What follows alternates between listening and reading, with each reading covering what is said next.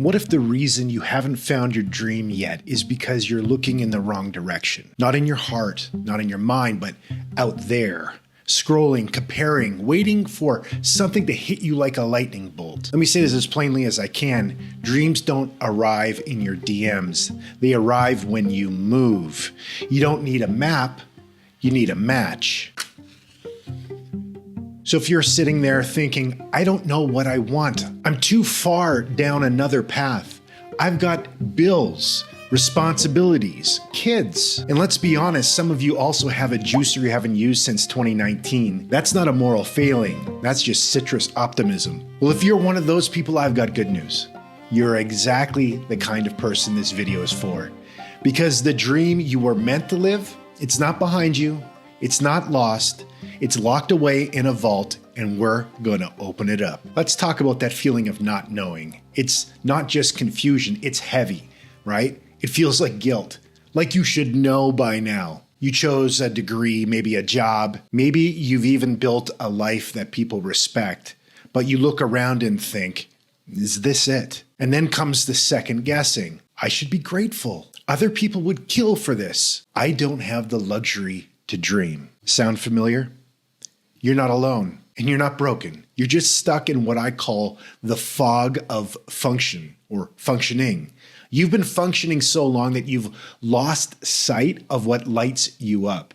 Let me give you a story.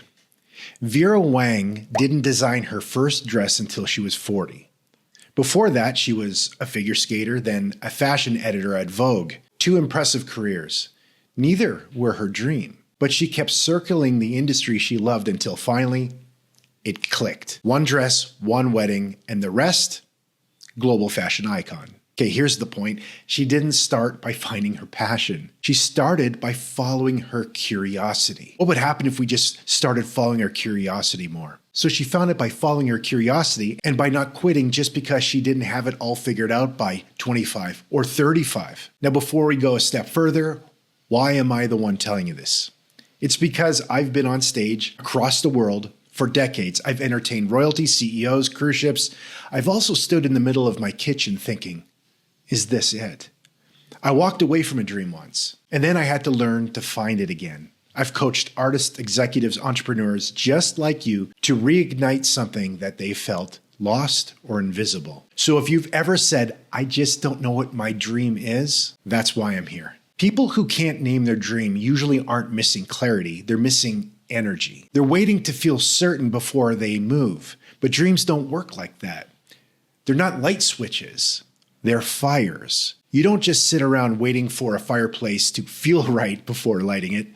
You grab a match. Most people are looking for a clear answer. Instead, they need to start chasing what quickens their pulse, even a little. Not what looks impressive, not what other people think is cool, just that tiny little spark of, that's interesting. Let's do a little test. You know that one drawer in your kitchen? The one full of stuff you never use.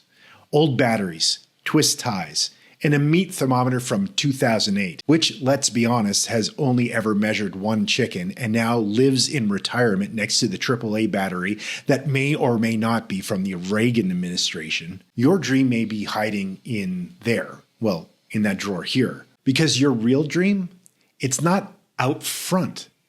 It's in the edges of your life.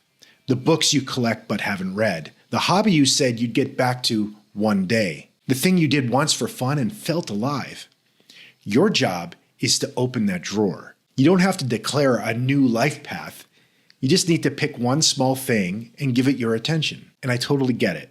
You've got obligations. People count on you. You're not 20 years old with a gap year and a backpack.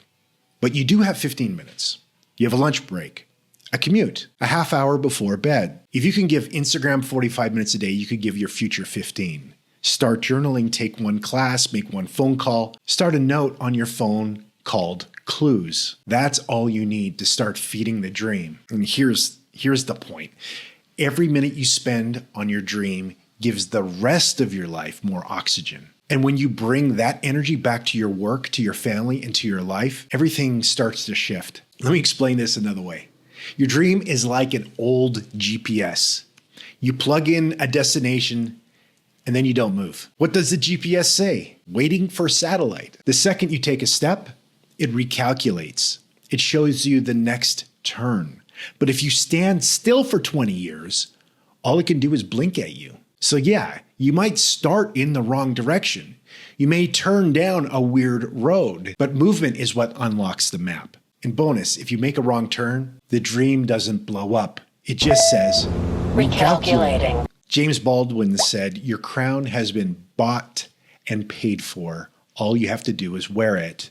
He was a preacher's son. Some expected him to be one too. He didn't know if writing was his dream. He just knew staying put wasn't. So he followed what felt true, and along the way, the dream revealed itself. That's how it works. You don't find the dream, you build it one breadcrumb at a time. It's not too late. You didn't miss it. Maybe you did mess up, but you didn't mess everything up. And you're not too busy, too far gone, or too anything. You just haven't started moving yet. You've got enough time to do something that really matters to you. Even if it's 5 minutes a day, even if it's one step a week, you can start today. Not because it's perfect, but because it's possible. So you don't know what your dream is yet. That's okay. But don't wait for it to show up in a box with a bow. You're not discovering it, you're building it.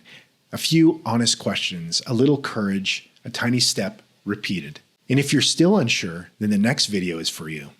Because we're going to talk about the dream killer that no one admits to having, comparison. Why we keep measuring our dream against someone else's highlight reel, and how to finally stop.